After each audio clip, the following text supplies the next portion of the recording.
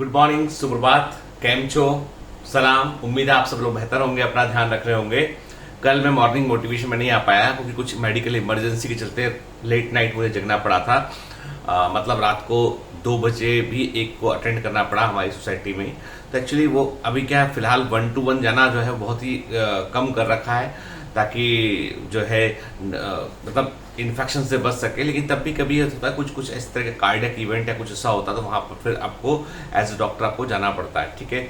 और स्पेशली उन लोगों के साथ जो आपके आसपास ही कहीं रहते हैं तो वो मतलब वो फर्ज का एक हिस्सा होता है, इंपॉर्टेंट पार्ट होता है, उसमें आप डिनाई नहीं कर सकते हैं। खैर, डॉक्टर की लाइफ ऐसी ही होती है।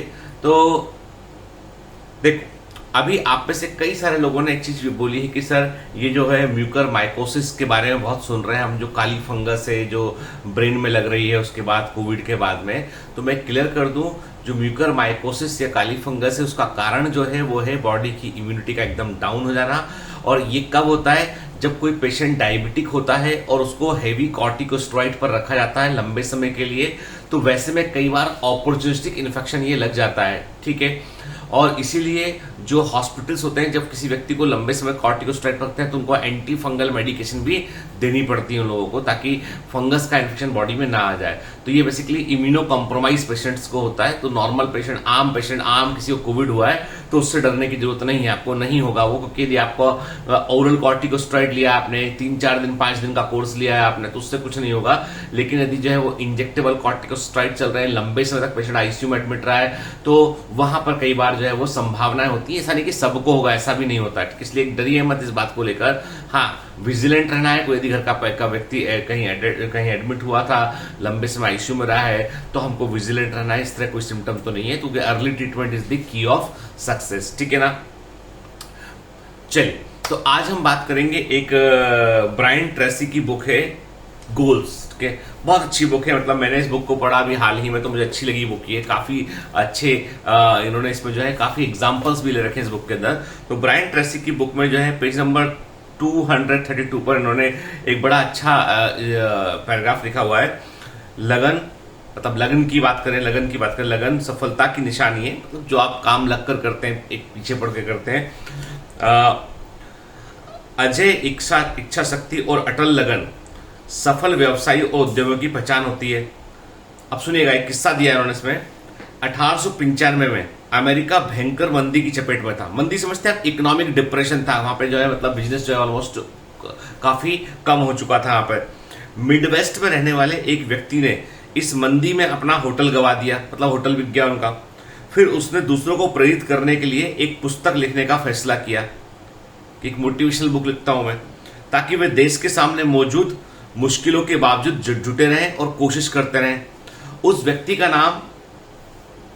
नाम ऑरिसन स्वेट मॉर्टन था। तो हम स्वेट मॉर्टन की बात करें, आपको पता होना चाहिए कि मोटिवेशनल बुक की सीरीज में सबसे बड़ा नाम किसी का है तो वो है स्वेट मॉर्टन का। सब जिनकी जितनी भी बुक्स हैं सब एक्सीलेंट बुक्स हैं।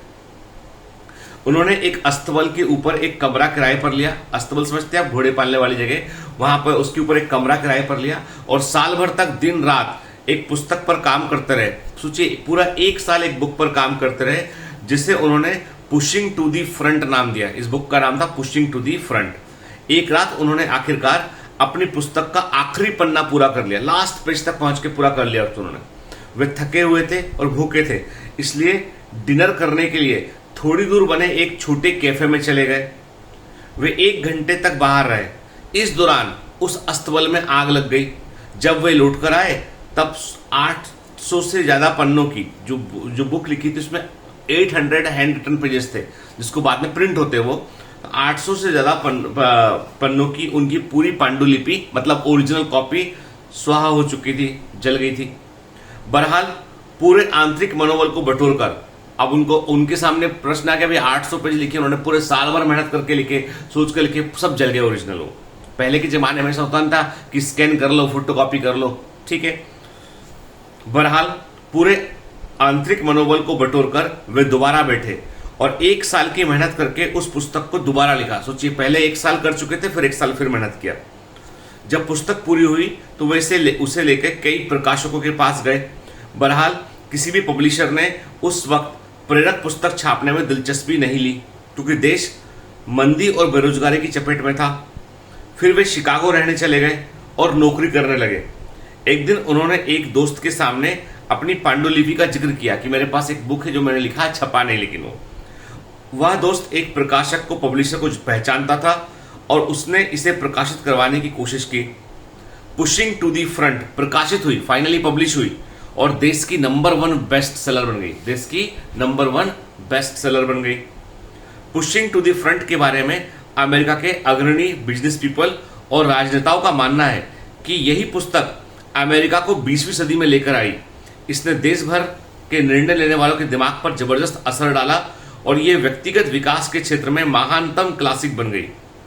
Henry Ford, Thomas Alva Edison, Harvey Firestone और जेपी मॉर्गन जैसे दिग्गजों ने इस पुस्तक को पढ़ा और इससे प्रेरणा पाई। आप सोच लीजिए, एक व्यक्ति जिसने एक बुक को साल भर लिखा और वो बुक जल गई, दोबारा साल भर लिखा, पब्लिश नहीं हो रही थी, नौकरी करने लगा, लेकिन जब वो पब्लिश हुई बुक तो उसने नंबर 1 बेस्ट सेलर बन गई।